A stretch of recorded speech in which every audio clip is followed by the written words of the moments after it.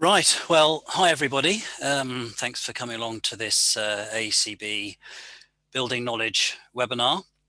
A couple of sort of housekeeping items. We've got a new feature that somebody suggested we use. This is a subtitles feature. So if you look down the bottom of your screen, you will see one of your options is for a live transcript. You can turn this feature on or off depending on what you want. If you turn it on, you will see what the presenter is saying turned into text at the bottom of the screen. So obviously this is a for people with hard sort of hearing issues. If it's distracting, just turn it off.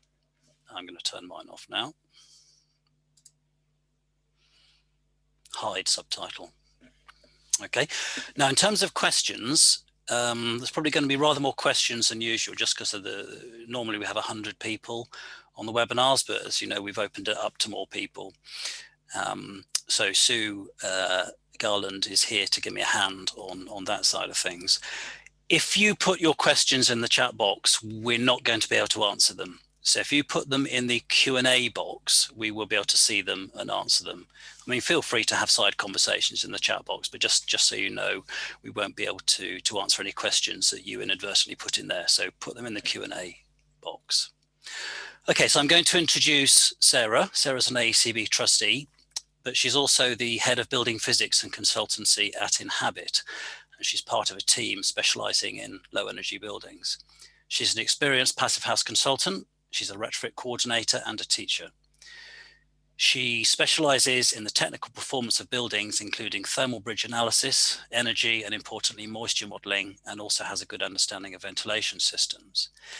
She's got a very thorough understanding, a comprehensive understanding of the relationship between different building performance standards in the UK, from building regs to passive house, which is obviously why we're very keen that she gave this presentation.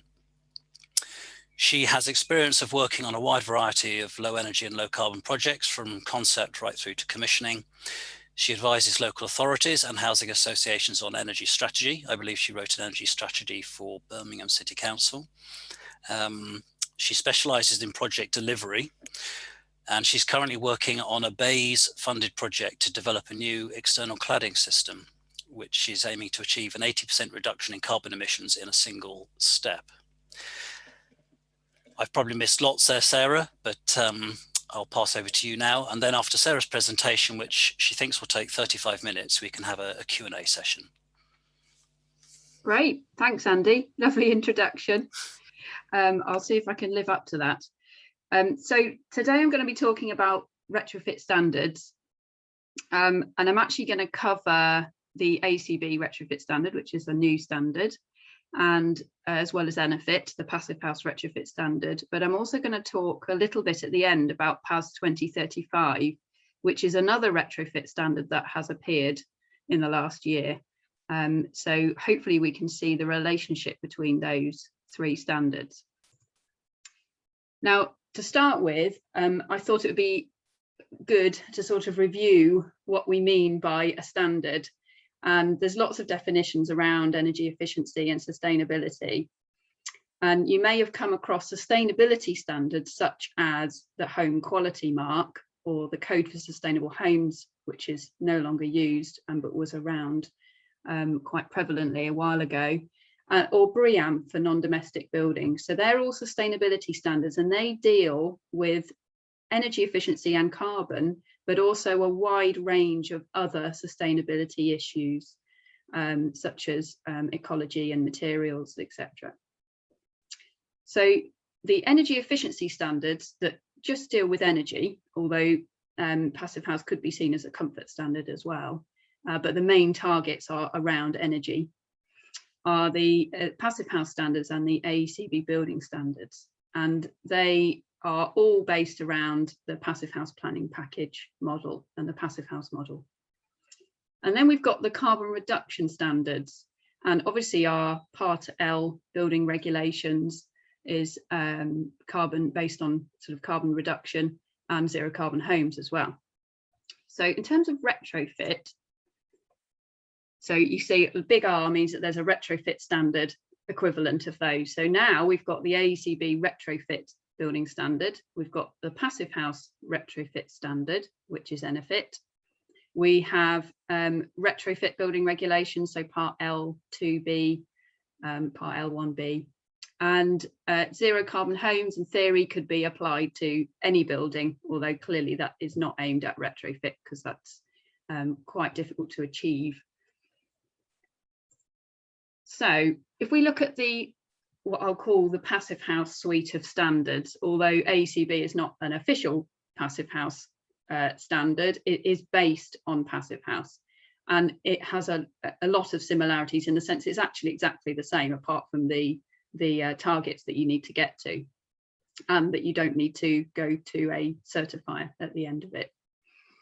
And if we compare the retrofit standard, the building standard, the ENERFIT and the passive house, you can see that the space heating demand varies across those 4 standards.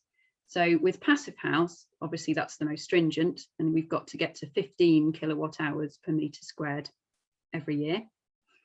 And ENERFIT, a little less stringent because they recognise that retrofit is difficult.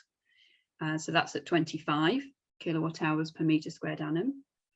And then we've got the AECB new build standard, which gives us a little bit more relaxed target at 40 kilowatt hours per metre squared annum. And then finally, the AECB retrofit standard, which is at 50 to 100. Now, I'll talk a bit more later about why we've got that range and what that means. So then we've got air tightness, and you can see that air tightness is actually important for all of these standards. So we recognise that that's a really important feature of building performance. And so 2 air changes is still pretty airtight, and that's the sort of highest air tightness you can get to with the AECB retrofit standard one, and going right down to 0.6 with passive house. Overheating is the same for all of them, 10% overheating in accordance with the PHPP passive house planning package model. Primary energy is the same actually across, so this is the total energy of the building, and that's the same across AECB building standard, ENERFIT and passive house. But the retrofit standard differs in that we have no primary energy or primary energy renewable requirements. Because we have this big range of heating demand, it's very difficult to define a target for primary energy. So there are some requirements in terms of the types of heating you can choose, and we'll go over that later, but there isn't a target as such. We've also got in the AECB retrofit standard the FRSI, which is the surface temperature factor. Now, interestingly, passive house and ENERFIT, and therefore the AECB building standard, do actually care about the internal surface temperature, and you have to try and keep that above 17 degrees, I think it is. But the AECB retrofit standard goes a bit further and says, well, actually, you need to have this surface temperature factor above 0.75, because then you're at a lower risk of having mold growth and cold bridges, etc.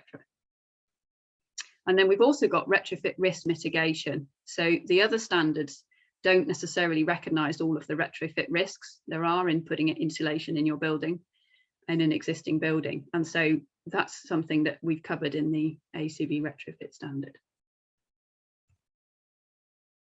So let's go back to first principles of passive house and what sort of passive house stands for, and ENERFIT, for those of you that don't know. So we've got very low energy bills and comfortable living conditions. So that's kind of a function of this idea that you've got this nice surface temperature that's the same all the way around. Southern orientation and shade considerations. Well, that's a really nice to have, because clearly in retrofit, you don't have many options as to what your orientation is. You've got what you've got. But clearly you need to make the most of solar gains and also avoid overheating at the same time. So it's getting that balance right. High levels of insulation, that's for all of the standards. Thermal bridge free design, again in ENERFIT, passive house retrofit, then you can't get a thermal bridge free design often, so you're mitigating against thermal bridges, you're reducing them as far as possible. Building an airtight envelope, again that goes across all the standards. And use of mechanical ventilation with heat recovery, and so that is an essential for ENERFIT and passive house, but not necessarily for the AECB standards. And then finally, energy saving household appliances, but that's also extends to efficient heating and hot water systems. So they care about the systems and the appliances that go in the buildings as well. And that's what the primary energy target really is all about. And quality control. So that's a really important part of Passive House. And actually what really attracts people to Passive House is the fact that you get buildings that perform. So if we have a look at this slide, Passive House standard delivers buildings that perform. And you may have seen this graph before, it's been shown many times, but each one of those blue lines is a house. And then each of the 4 groups is a different development. And you can see that you get some higher than others. You get a nice little S-curve shape in each of the developments. And that's due to occupant behaviour. So not everybody treats their home in the same way. And you'll get some people who heat it up to higher temperatures and some people that like it cooler, and some people like to open their windows. So you always see this S-curve. But on average, what this is showing is that actually you've managed to achieve the same as you've modelled in the PHPP, the Passive House Planning Package. So you've got what you've designed in reality. And that's what really attracts people to the Passive House standard. The other thing is that it's a fabric first approach, which is always a good idea for retrofit and for new build, because you're reducing the demand in the first place, and you're also putting comfort up really high on the list of things that you need. Comfort is an interesting one because obviously I talked about having this even temperature inside. So the reason that's important is because people feel comfort based on not just the air temperature around them, but also the temperature of all the surfaces. So if you're sitting by a particularly cold window, or if your floor is insulated, so you've got a cold floor, even though your air temperature might be at 21, you may still feel cold. And so what you do is you ramp up the air temperature so you feel warmer. Whereas in a passive house, because all of the walls are, and windows and floors and everything are all at the same surface temperature, you actually, commonly, you would see a lower internal air temperature because you feel more comfortable in a passive house or a low energy building. Also gives you acoustic comfort because obviously your air tightness stops noise, pollution from outside, and your triple glazed windows and all that insulation. It's all going to help with acoustic comfort. Protecting the building fabric. Well, that's an interesting one because for new build, I would say yes, it does, because it cares about air tightness. But for retrofit, there's not much attention on the moisture risks in retrofit with passive house and Enefit. So, but we'll come back to that later. There's good indoor air quality. So that's providing good levels of ventilation with your mechanical ventilation system, and filtered as well. And we've talked about quality control and building performance. So passive house standards are really good at the detail. So this is to do with, because of the way you have to fill in the PHPP, it asks you for every single detail. You're entering all the thermal bridges. You have to get to these stringent air tightness targets. So the detail becomes really important in the design process and the construction process. And that's obviously a really good thing about the standard. So these are some of the things that are used to aid quality control within the passive house standards. We've got Passive House Planning Package, which is an energy modelling tool, but it's also a design tool because, like I say, it makes you put in the detail around the building. It also tells you a bit about overheating. There's Passive House Certified Products. There's Passive House Certified Architects and Engineers. So you can go on a course and become a CEF. You may have heard of that, Certified European Passive House Consultant. And then, of course, we've got final certification. So there is a external certifier. And that's one of the differences between the AECB standards and the Passive House standards, is that the AECB standards are self-certified. So you go up to step 3 and the certified architecture engineer does the self-certification. Someone that can use PHPP then uploads their information onto the low energy building database. And then you can claim the AECB building standards. So you've not got an independent third party checking it, but it then reduces the cost of the certification process. So, as I've alluded to, the AECB Retrofit standard, the biggest difference is the fact that we look at retrofit risks and not just about how low can we go in terms of the energy. The important thing is that you end up with a healthy building that's going to last another 100 years. So the two compulsory components of the AECB Retrofit standard are the energy and the moisture part, the risk basically. And then we've got these three other standards that you can also do for new build to the AECB building standard, and they're voluntary, so you don't have to do them, but they're sort of add-ons, and they're around daylighting, lifetime carbon and water. I'm not going to cover those today. So let's delve into the AECB Retrofit standard a bit more. So what about this 50 to 100? What does this mean? Well, you have to aim for less than 50 unless, and there's a few exemptions, and the exemptions are at the discretion of the certifier, and they obviously need to be explained as to why you're going for that exemption. So it could be it's a historical building and it's protected, or it's in a conservation area, and you are limited with the insulation that you can install in that building. So that might be one reason. Maybe legal requirements that you can't insulate the building to the full extent that you want to.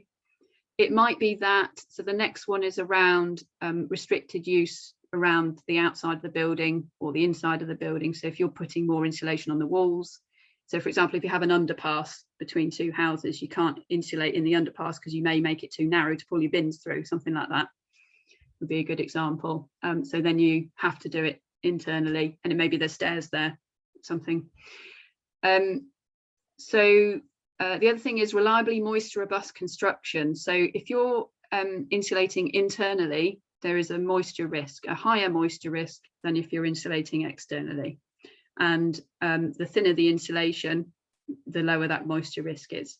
So it may be that you decide that actually for reliably moisture robust construction, you go for a thinner insulation, which obviously impacts on your heat loss, but it means that you've protected the building fabric for longer. Other compelling reasons, and as I've said, exemptions are at the certifier's discretion. So this standard is not all about getting to the lowest energy. Right, the primary energy thing, or primary energy renewable, let's have a look at that now. So what we've said is there's no target, but that the AECB Retrofit standard wants to support low carbon heating. So we can see that the grid is decarbonising, and that there's been lots of strategies released recently that show that they're expecting some kind of electrification of heating in buildings, and as well as a slight reliance on hydrogen as well. But at the moment, that's not an option. And so we're seeing heat pumps and electric heating has really been the main options. So what we're saying is that new gas boilers are not acceptable, but that if you've got an old boiler that doesn't need replacing, that's fine, you can keep that in there. If you're going to replace the boiler, then you should really be replacing it with a heat pump. And particularly in rural areas, you know, where you're on oil or something like that, and the costs are higher, then it makes sense economically in terms of bill cost to go to heat pumps. Direct electric is not ideal, and so it's not being accepted for 1 to 3 story detached semi or terraced houses, whilst recognising that for flats and maisonettes or high rise in certain buildings, that actually it is a sensible option to go for direct electric, because heat pumps are simply not a good option for that. So that's where we are with supporting low carbon heating. I mean, the reason for the direct electric is because of this peak load issue. So if everybody went direct electric right now, I mean, firstly, your energy bills would go through the roof, but secondly, the grid wouldn't be able to cope with this. And they're showing in the future that really everyone needs to be on heat pumps to reduce that peak load. And then finally, although this is the biggest section, this retrofit risk mitigation. Let's have a look at that. So this is just a picture from the guidance that is on the website, and it's split into 4 sections. So the evidence required is split into 4 sections, and they're based on the low energy building database sections. And so reading this, it can be a little bit difficult to understand. So what I've done is I've just sort of rejigged it and simplified it a little bit, so it doesn't look quite the same. So we'll start with photos and drawings. So you have to submit photos and drawings of outside elevations, air barriers, all the different junctions that you'd expect to see, surface penetrations, ventilation system. Now that is typical of a passive house type certification anyway. So you're not doing anything over and above there. Other things include air pressure test certificates, heating, hot water and ventilation commissioning certificates, and then the PHPP verification sheet. So those are things, again, that you would expect to do for a passive house. And then these 3 are retrofit specific. So we've got radon tests and monitoring where relevant. You may not need to do that for every project. And then we've got the retrofit design strategy and the retrofit risk report. And I'll go through those 2 now. So the design strategy, this is something that will be shown to anybody on the low energy who's looking at the low energy building database. And it should basically outline how you're going to approach this retrofit, or how you have approached this retrofit, and why. So it should cover all of the building services, space heating, water heating, cooling strategy, ventilation, renewable energy generation, but also insulation, thermal bridging, modelling, etc. So how are you dealing with the fabric? How are you dealing with the building services? Now, the retrofit risk report, so that was the other bullet point that we saw on the previous slide, is split into 2 sections. This is detailed in the AECB guidance. There's actually a whole appendix on how you would write a retrofit risk report and what is expected. So there's a lot more guidance than I'm giving here. But the first section is the pre-retrofit condition survey. So this is really identifying what the risks are. What have you got in the first place? You know, what are you trying to retrofit? So you've got location related things like flood risk, radon risk, wind-driven rain zone. You've got statutory related like building regulations, Party Wall Act. You've got reports and certificates. So you may have had a condition survey or a structural survey or warranties of things that have been installed previously. Site visit related. So that's when you need to find out what the building's made of and what are the defects there. And then the heritage significance. So you may be undertaking a significance assessment. And then section 2, you're basically taking all of those risks and explaining what it is that you've done to the retrofit, or what the design, how you're going to mitigate against all of those risks.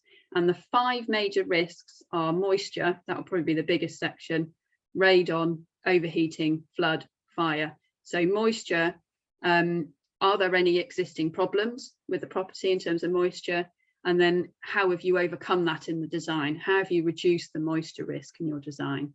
And with radon, I mean, that's fairly straightforward. Are you in a high radon area? Do you need to take readings? If you do, what do you need to do in the design to overcome that radon risk? And then do you need to measure it again afterwards to make sure that you have reduced that risk completely? Overheating, again, there may be an indication that there is a high risk of overheating from the PHPP or whatever. Do you need to do further modelling? Do you need to mitigate against that? What have you done to reduce the impact of overheating?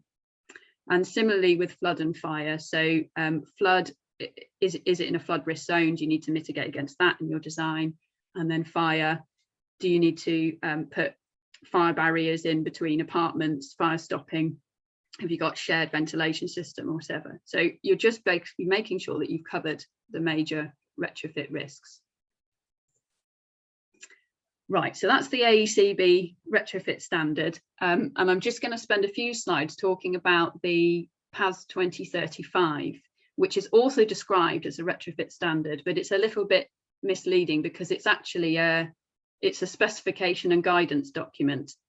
So it has a couple of sections at the start that talks about how you should undertake retrofits, but actually most of it is about the process that you should go through when undertaking a retrofit, and it defines the kinds of people that should be involved at different stages of the retrofit and what their qualifications should be and the kinds of things that they need to be doing during that retrofit process. So it's slightly different. So it's not an energy or carbon standard in the same way that AECB and Passive House is. And it came out of the Each Home Counts review, which basically looked at retrofit in the UK and what we've been doing and what we've been doing wrong. And it identified that we needed a better process for retrofit because there were so many risks that we were missing. So this is kind of a risk management type tool. And one of the main roles that has come out of this that you may have heard about because people are talking about it all the time is the retrofit coordinator role. And so I just wanted to go through what was expected of a retrofit coordinator role under PAS 2035 so that you have a slightly better understanding. So this is what I was talking about at the different stages of retrofit. You have different people doing the different sections. And so you've got a retrofit assessor who does your survey. You've got the retrofit coordinator, does the strategy. You've got a retrofit designer, a retrofit installer, and a retrofit evaluator. Now, they don't all necessarily have to be separate people, but they've all got different qualifications, basically, in order to be able to do that task. And the project is assessed as a low, medium, or high risk. And then you can follow the PAS 2035 pathways through, depending on what risk level it is. Most of them are going to fit into Path B. A is something like replacing windows in a non-traditional, non-protected building. And C is something like high rise or listed building, something like that. So most of them are going to be B. Right, the role of the retrofit coordinator. So at assessment stage, they would agree objectives. Now that's really important. So the first question to the client is, what are your drivers? Why are you doing this retrofit? Because at the end, you need to make sure that they're met. They would oversee the assessment survey stage, and they would also have a look at the improvement options evaluation. So they do some modelling to show you how much energy or carbon or space heating demand reduction that you would get in installing different types of insulation measures. And they would also develop your strategy. So they would sort of say, well, we're going for an external wall insulation strategy with new windows and a bit of roof insulation. And they would talk about what the whole strategy is for the building and in what order you would do the measures. Then during the planning and design stage, they would make sure that statutory approvals were in place. Health and safety, obviously, another big risk factor. So the retrofit coordinator would ensure that CDM is being followed, for example. They would make sure fabric first principles are applied. So that's a real core feature of PAS 2035, isn't it? You have to take a fabric first approach. They would be looking at retrofit risks. So they, retrofit coordinators are trained to look at moisture risks, thermal bridging, air tightness, all of those things that we talked about earlier. On-site installation. So the retrofit coordinator sort of, they'll go on site, but obviously the installer sort of takes over at this stage and goes and installs the retrofit measures that have been designed. But they would come on site and they might inspect health and safety. They might have a look at the retrofit installation and spot things like this. And they would evaluate all product substitutions or refer back to the retrofit designer. And finally, at commissioning and handover, they would make sure that there's the appropriate monitoring and evaluation regime for the project. They would carry out testing, commissioning and handover if they're competent. And they would ensure that the client, owner, landlord receives all the training and the guidance and everything that they need in order to be able to use the building that has been retrofit effectively and to maintain it as well. And they would sign off compliance with PAS 2035. And then just one final point about all these different roles, because you get lots of different people involved in retrofits, and we've also got building physics consultants, certifiers as well, engineers. But actually, as long as they got the right skills, you can have a much smaller team. You know, your retrofit coordinator could be the architect, for example, if they were qualified to do that. But it's identifying who in your project team understands those risks associated with retrofit. And I would suggest that the retrofit coordinator is a suitable kind of description of somebody who might be applying for an AECB self-certification retrofit standard. So that's why I wanted to bring that up. And I think, yes, that's everything. So thank you. Thank you, Sarah. Is it everything though? I'm sure there's a lot more, and we've got a number of questions which testify to that. Not as many questions as I was expecting, to be honest. We've got 217 people on this this webinar. I was imagining a deluge of questions, but so I think, Mark, if you are sort of able to, Mark Siddall has been with us and answering some of the questions. Mark, would you be able to maybe just sort of show us which questions, or tell us which questions you've already answered? Because I think there were some useful pointers from that. Okay. Well, yeah, those that have been answered, certainly on the side that I'm looking here, they go into an answered section. So we can kind of read through those ones. People can explore those in their own time. I think the other ones that haven't been answered I've either left open because I thought they were relevant and pertinent as open mic questions. Yeah, okay. Well, could I just pick a few that have been answered where I think there's something that'd be worth sharing with everybody? Certainly. There was a question about whether you would recommend using the Passive House planning tool, the PHPP, when designing for an AECB standard or retrofit standard project. And I saw that you'd answered that it's required for certification, but I wonder whether they were specifically asking about the design, using it for design rather than certification there. I mean, I think that's quite a personal question in a sense, because it depends who you've got on your design team. I mean, I would say it does give you a sort of an indication of overheating that you wouldn't necessarily get with doing other modelling or no modelling. But that's possibly the only advantage, because if you've got somebody that really understands building fabric and building services and the right way to do it, you don't necessarily need the PHPP, if you're not aiming for a standard, for example. Yeah, thank you.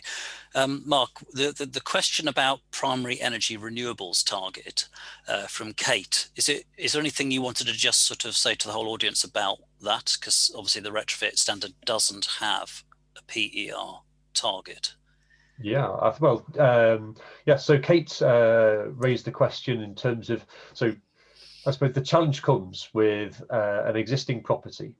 When you're considering a retrofit, is how can we limit the amount of energy that's being used overall?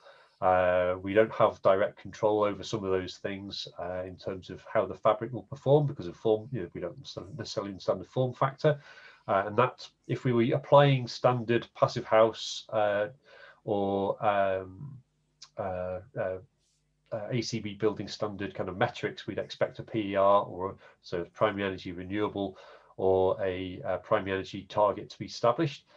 With the retrofit standard, AECB retrofit standard, that hasn't been applied because we recognise that we're kind of breaking some of those bounds in a sense in terms of normal certification targets. It's not been set, though it's a metric that can be kept an eye on. Of course, it is reported in the PHPP calculations, and internal gains and lights will contribute toward overheating risks. So you'd still want to keep an eye on those things. It's still useful and valuable information when designing, but it's not a certification criteria. Okay, thanks, Mark. And the final one from the answered questions is radon, which I think is Nicholas Heath asked, beyond what threshold should radon testing be required? And also we've identified this as an issue that we're factoring into our standards. So I wondered if you could just maybe share what your answer there with everyone else. Yeah. Well, I mean, yeah, there is a radon map available for the UK, for United Kingdom. So I'd encourage people to go and have a look at that, see what it's like in, what the recommend, what the levels are projected to be in your area, and use that to inform judgment.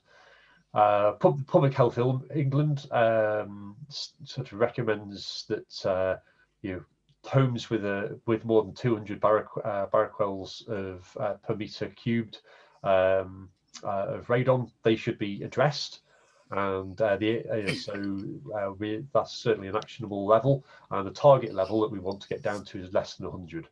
So obviously in those areas of the country where we've got properties which are in have some sort of onerous risks associated with them, you can very easily from ukradon.org you can get some basically small tablets that you put into a room, cost you £15 or £20. You leave them in a living room and a bedroom for a few months, and then you return those back to the laboratory. They get assessed and they can tell you what the radon levels are in your specific dwelling.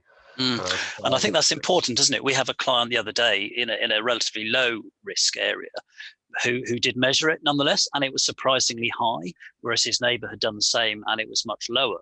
And we haven't quite got to the bottom of that, but I do think it's a fact that radon levels can vary even relatively close to differently between different properties in the same area. Okay, so I'm going to ask Sue in a minute to go through some of the other questions, but I'll just kick off with Adam Harper's question. He says, as local authorities, we are struggling to grasp what retrofit standard and targets we should be aiming for to retrofit our council homes to enable us to get to net zero. Any advice? Well, this is a big question because obviously it is a bit bewildering for all of us when we're faced with a number of different approaches. There's different methodologies.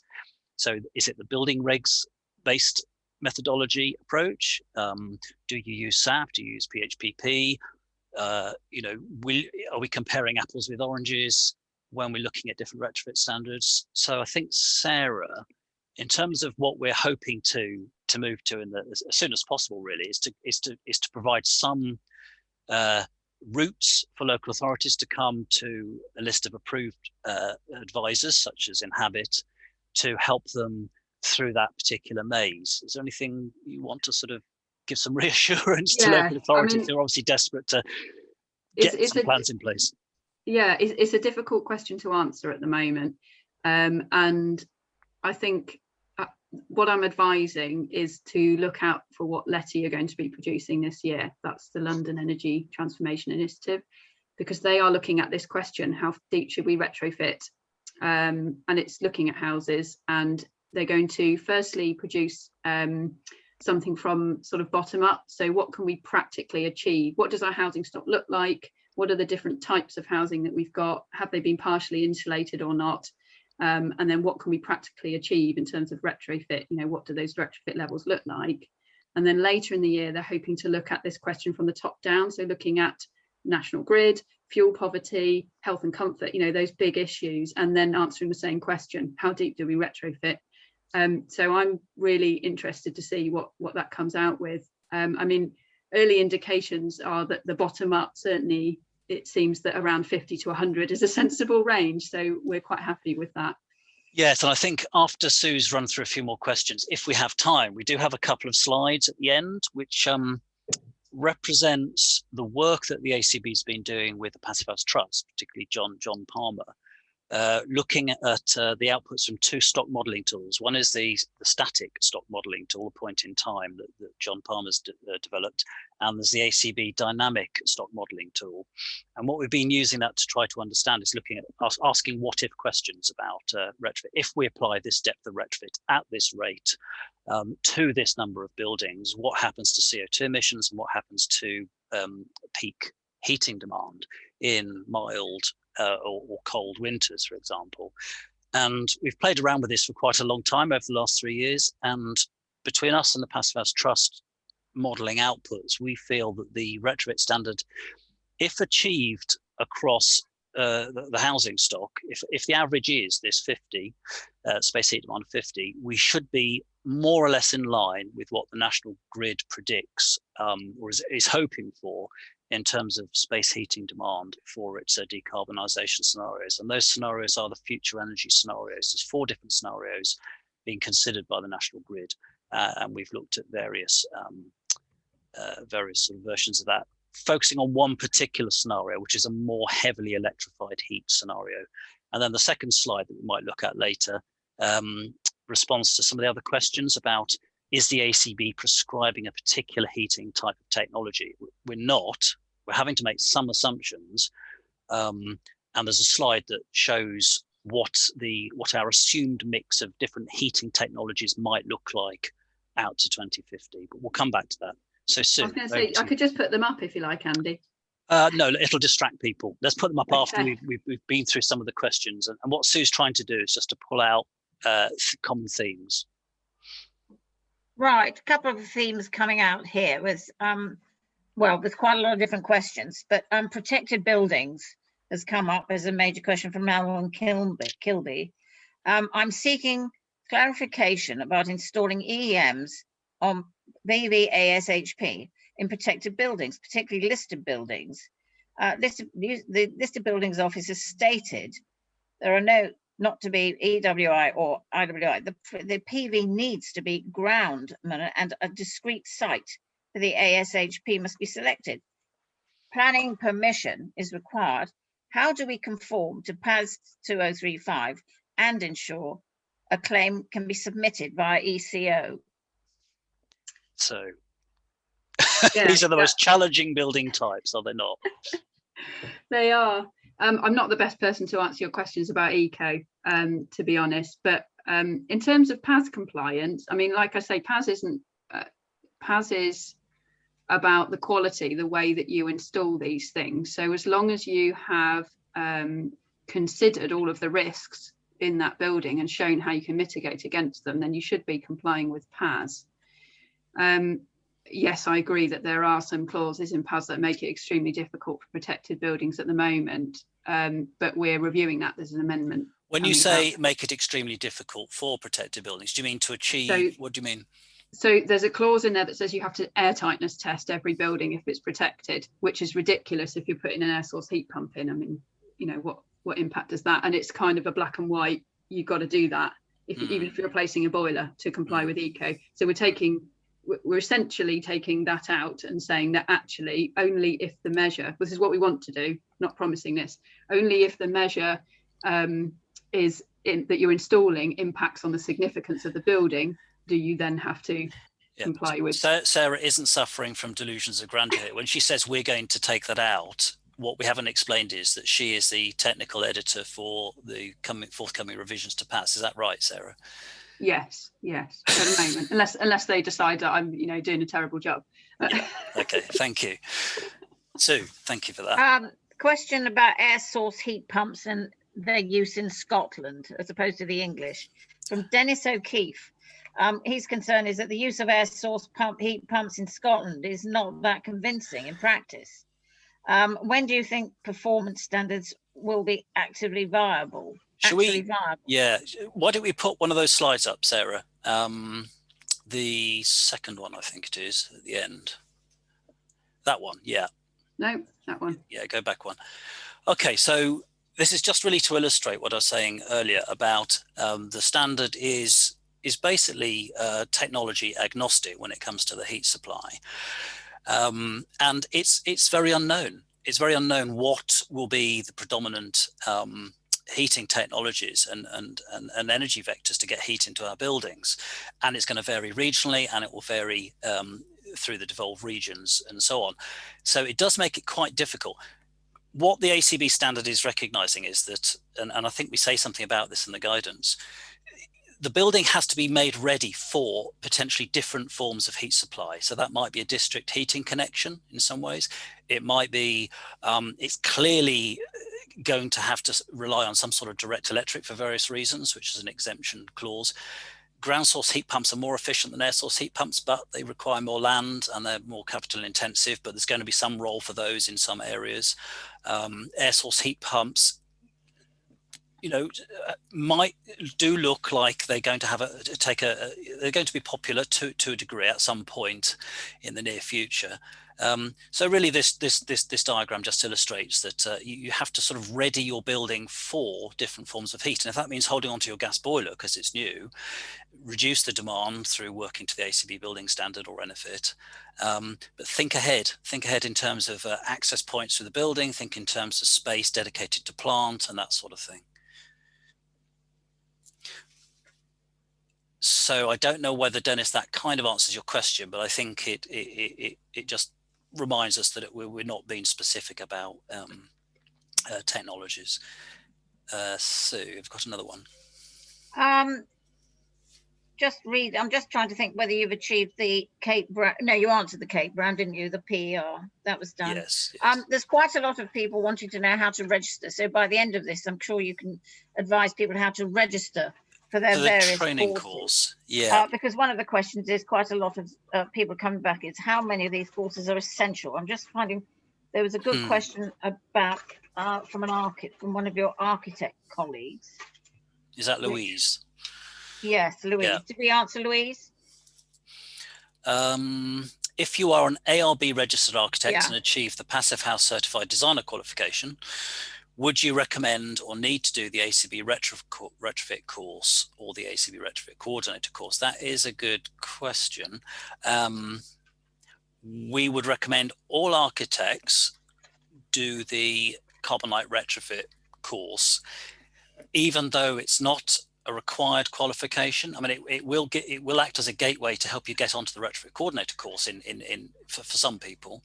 But it's such a comprehensive course. It brings you up to speed really with all the issues which perhaps architects haven't had to deal with when it comes to putting energy efficiency measures and making changes to existing buildings. So we would say it's essential, whereas the Retrofit Coordinator course is a required role when you're working on publicly funded projects receiving the ECO fund. Are there any other requirements why retrofit coordinators you would need to take the Retrofit Coordinator course, Sarah? Well, there was the Green Homes grant, which was obviously axed, but there is there's local authority delivery of the Green Homes grant, so that's ongoing, and that's going to require a Retrofit Coordinator, I believe. And then there's also the Social Housing Decarbonisation Fund, also requires Retrofit Coordinator. But the thing is, the PAS can be used by anybody. So any council or local authority or social landlord could pick it up and say, we want to do retrofit in accordance with this. And so, you know, then you'd need to be a Retrofit Coordinator. There's a kind of leading question that Sue sort of reminded me of there from Paul Cayford. He says, in PAS 2035, there are about 6 roles. Is this likely to be practical or affordable in typical projects? And I think you had a slide, didn't you, which I thought was really good, showing let's look for ways to simplify the project team, because that's it. Yeah, exactly. I mean, they don't.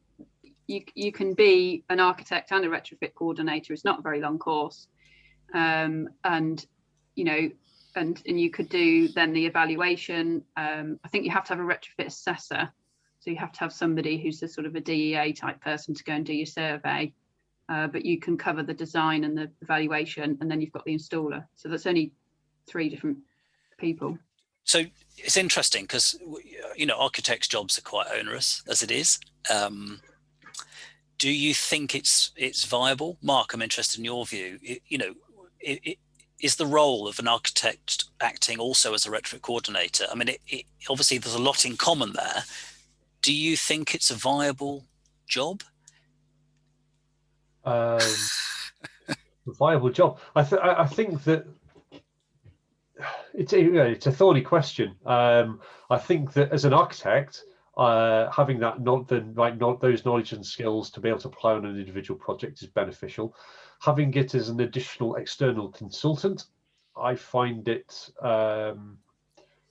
more difficult to synthesize, but that could be my prejudice. But I find yeah, you could easily end up be paying the same person or two different groups of people for aspects of the same work in the same job. Yes, I think what I'm looking forward to is the idea that you would have local clusters where you would have architects who would have their trusted top 3 retrofit coordinators, where you work out how you work together. You know, and maybe you could even offer that, you know, as a sort of service where you've already kind of got to know and got good working relationships with a local retrofit coordinator, rather than be introduced to them cold. And then, as you say, there's the potential for clashing. Do you have a view on that, Sarah? I think it depends on the project, because obviously PAS covers everything from window replacement, boiler replacement, right the way through to whole house retrofit. So it's really hard to sort of say, actually, some projects might not have an architect at all or an engineer. So therefore you just have the retrofit coordinator who's looking over system designers, basically, and making sure that the risks are all dealt with. But I'd say for a whole house retrofit where you have to have an architect, it's fabric first, it's kind of inherent in what they do. You know, you're looking at the health and safety, you're looking at the sort of the project management type stuff, isn't it? I think there's an adoption curve which we're all working to, isn't there? You know, there's the early adopters, or the earlier adopters, are likely to be from the apart from the housing association projects and so on.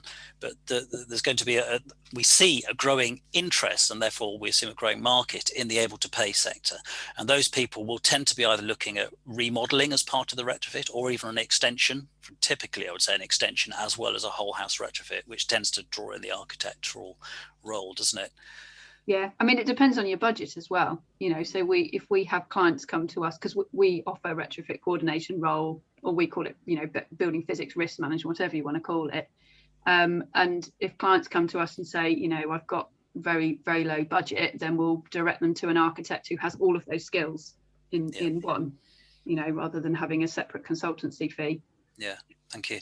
So, got any more for us? Well, there's a lot of activity. Everyone's wanting to ask, and one question is, have we disabled the share the question and answers? So just checking we haven't inadverted. I'll have a look. Because there's a lot of activity. Colleagues are all very busy. Matthew Austin, what's involved in becoming a certified retrofit coordinator? A lot of questions about how to do things, what our timings are. Junko Sudeka, he would like to know, guys, on the FRSI target. She, I beg your pardon, terribly sorry. Do you expect to see the PSI values before or after?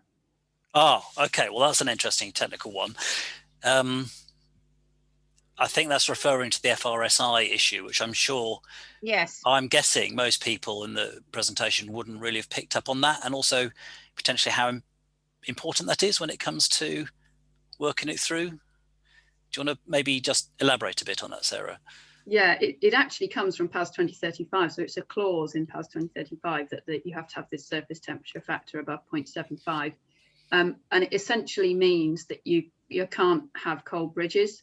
I mean, it doesn't mean to say that you have to have continuous, you know, same thickness of insulation going around the edge. It just means that you can't have a surface temperature that is cold, essentially. But who works it out? How do you work it out?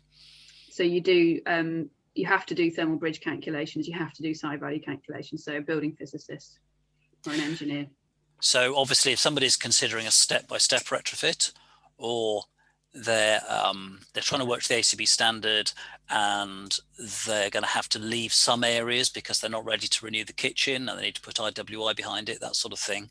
How do you think that will work out in terms of applying the AECB standard to projects where you can't do it all at once?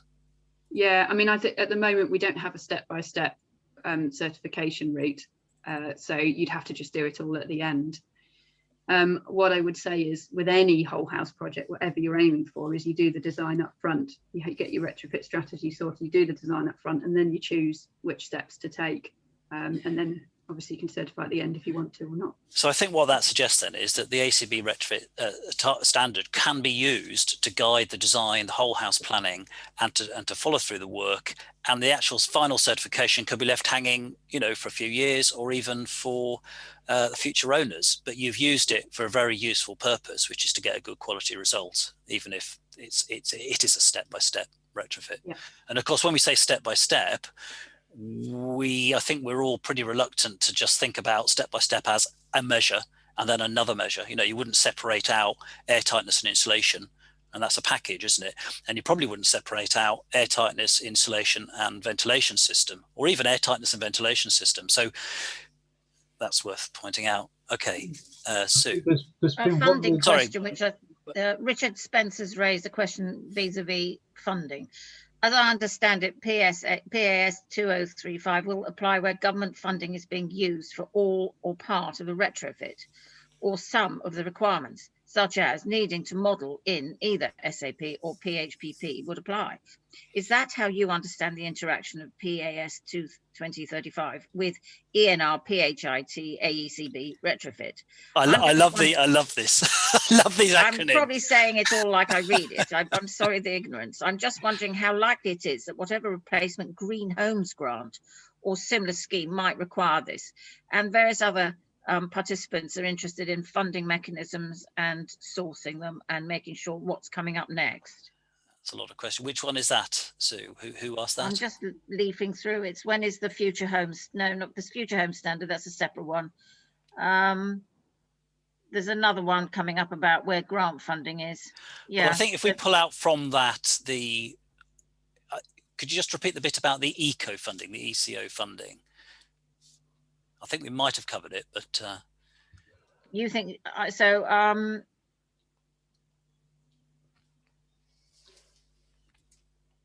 This is it. Is how do you understand the interaction of PAS 2035 with ENR, PHIT? I'm just wondering how likely it is whatever replacement Green's Home grant or similar scheme might require this. Okay, well, that is interesting. I mean, obviously, there's a lot of politics in this. I know that the British Energy Efficiency Federation have been advising the Treasury and BEIS about what went wrong with the Green Homes grant. That clash between seeing it as a short-term financial stimulus and an actual program. There's obviously been a clash there at policy level, which has led to some of this confusion. Where this is going to go next, I don't know, Sarah, have you got anything you know about that you can share about what might replace? Well, we're in this funny transition period where, you know, PAS actually only comes into force in 1st of July this year. So we've not even got there yet. We're not using PAS. It's only the Social Housing Decarbonisation Fund projects, I think, that are going through PAS 2035 at the moment. So I think it remains to be seen. We're sort of taking it, you know, sort of scheme by scheme, if you like, because there's actually quite a lot of different schemes. And at the moment, they're saying, yeah, all of them are going to be to PAS 2035, but who knows what's going to happen after 1st of July. And then obviously we've got this update in October. I think we just need to wait and see at the moment, see what happens. Okay, fine. Mark, yes? Yeah, there's a couple of questions that have cropped up that I'd like to just draw attention to. Really good one from Rob Rickey asking, are PI insurers ready for the new responsibilities that these kind of standards will impose? And I can't speak for a PI insurer, but I think it's a good question. And what goes through my mind is that if we are designing to these standards, then our projects will inherently have lower risks. So therefore, if anything does happen, PI insurers should be looked upon this favourably. And hey, we may even get a reduction in premium. No, well, okay, that's a bit optimistic. But yeah, never know. That would be an aspiration, wouldn't it? Yeah, I mean, who was designing retrofit projects before we had all these standards? Yeah, you know, were they done competently? Yeah, exactly. Yeah, and there was one other question that was raised by Nicholas Heath. In terms of saying the AECB retrofit standard looks excellent and could have a really beneficial impact. However, ... thermal bridging. The question relates to, does every single thermal bridge really need to be undertaken? The key thing is, as certified passive house designers who would be supporting these kind of projects, arguably, or something like that, we know the 1/3 rule, whereby if you've got 2/3 of the insulation that's continuous, that's okay. Where you do have thermal bridges, though, and those risks of condensation, then that's where the attention needs to be given. And this is part of the quality assurance that needs to be given back to a client. Nicholas rightly highlights that clients may be reluctant to pay the additional money for that thermal bridging. Maybe what we could be doing is not highlighting specifically that where it's part of the fee, make an allowance in your core fee to undertake a couple of thermal bridges for analysis where those things are particularly onerous. I think this is important when it comes down to the nitty gritty of where do you put your money, because you don't want to be chasing the fractions of a kilowatt hour on the basis of thermal bridges. However, there are some areas where you will get a real bang for your buck if you do sort them out. So one example is wall bases meeting floors in living rooms. Living rooms are where you sit still, you want to relax, you want to feel warm.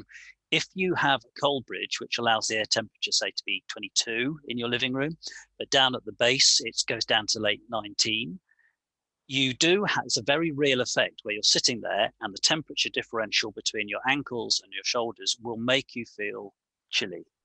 Bizarrely, it does. And therefore you up the air temperature, and you're not, and your feeling is, I put all this money into this retrofit, my living room feels chilly. The rest of the house could be absolutely perfect, working well. So there are weak points, Achilles heels, where you could focus on getting the thermal bridges right, backs of wardrobes, areas where, or behind kitchen units where you might get, again, why have I got mold after this retrofit? So the key areas you could identify early on. And then, yes, just be aware of where thermal bridges are more important and where they're not. I think that's what we're probably trying to drive here. I know we started late. I'm aware of the time. I can see people gently dropping away. We've still got 174 people here. I'd like to just answer a quick one about when is the AECB Retrofit Coordinator course going to be available. For people on the AECB website, under the training pages, you will see clearly set out the criteria for how you get onto the course. For some people, it might be a prerequisite to do the AECB Carbon Light course, the current course. And if you want to get on with things, and you think that's the route you're going to have to take in order to get onto the Retrofit Coordinator course, you can get on with the Carbon Light course straight away. If you are ready, because you have the appropriate qualifications, or you've already done Carbon Light Retrofit course, and you're ready to do the coordinator course with us, then I'm afraid you're going to have to wait until, I think, September, because we were hoping to get it June, July, but various COVID-related, staff-related issues have slowed us down, and it's frustrating, but it's been written. The Moodle platform is built, the student enrollment system is built. The Open College Network is sort of poised to give us training center status and to approve the first stage of the systems that we've built. So we're very close to basically having it all in order. But yeah, I think if you assume early autumn for now. Is it worth, Sarah, do you think having that, maybe rounding off with that final slide? Yeah. That one. That one. Right. This is really coming back to this question of how do retrofit standards, we've talked about the importance of moisture, quality assurance, reducing the performance gap, but it's still a number, it's a space heat demand number, which is, the reality is, will we use this much space heating energy or not, and what happens if we don't, and what happens if we do? So my previous statement was that if, on average, the AECB housing stock by 2050 or 2070, whenever it is, has applied the standard and achieved it in reality, on average, this 50 kilowatt hours per square meter a year for the space heating demand, whatever heating technology is put on that, broad brush thinking here, will the decarbonized grid be able to supply enough heat in a cold winter? And so we've been talking to the National Grid energy modeling team and trying to get to the point where we can speak the same language. And this is one area where we've mapped our scenario modeling of specifically here, looking at average space heat demand per dwelling with what the National Grid are thinking. Now, the National Grid's assumptions about what is going to bring down heat demand in British homes are not necessarily the same assumptions we've got. So, for example, they are assuming people will heat less rooms. They're assuming people will turn the temperature down on their homes. They are thinking a kind of business as usual approach to energy efficiency measures. Whereas what we're thinking is, well, we can do that, but we can allow people to live at 20 or 21 degrees centigrade because of our approach. They will also be able to have good quality indoor air quality and so on. So the assumptions are different, but the numbers are looking broadly similar. So their assumptions are shown there in the dark green line, sorry, the solid green line. That's the future energy scenario, which they've called leading the way, which is a more heavily electrified route. So what they've done is they said, we can produce this much, we're planning to produce this much decarbonized electricity for heating homes in the UK by 2050. That gives you the trajectory. That's the proportion of electricity for heating homes that's going to be available. And that only works if they get that slope, that reduced demand. And our dotted line there, just above it in green, is one of the scenarios that we're kind of using as a core scenario that we're modeling. We call it the less is more scenario, because I won't go into why we're doing that. But if you look, the big picture is the dotted line at the top there, the brown dotted line, those are existing buildings being retrofitted over time. The bottom dotted line, which suddenly jumps up just after 2025 there, is new buildings. And what we're looking at is the average heat demand per dwelling of the whole stock. And that's a mixture of new buildings and existing buildings. So what we've assumed in our scenario here is that sometime after 2025, building regs improves, and it improves to a level where we're either working to the AECB new build standard or passive house standard in a mix, a particular proportion. I think we've said probably more will be working to the AECB standard and less to passive house. It's a percentage. I think it's 15% passive house. So you're adding to the stock, and that brings the average down. So the new build being much more efficient versus trying to do your best on the existing stock, the average of that is this dotted green line. So that's the way we're trying to contextualize what we're doing and work out whether it's just a number on a standard or whether it actually means something. That's all I think I was going to say about that. Right. I think, given the time, people still got a lot of people here. Really, it's up to Sarah and Mark whether you want to answer any more questions for another 5 or 10 minutes, or whether you have meetings to go to. What's your thoughts? Sarah, how do you feel? Do you want to wrap it up now? Yeah, I think we probably had a long session, haven't we? Yeah, I think so. Okay. Right. Well, thank you very much for doing that. Thank you, Sue, for helping out at the last minute there. And thanks for joining in, Mark. And thanks for everyone for attending. See you next time. Andy, if we can download the questions before we shut the event. We will. Yes, I've set that up automatically, actually. So Okay, that's, yeah. And the recording will be available as usual on the AECB website, so you can watch it again. Okay. Great. Thank you very much. Take care. Bye.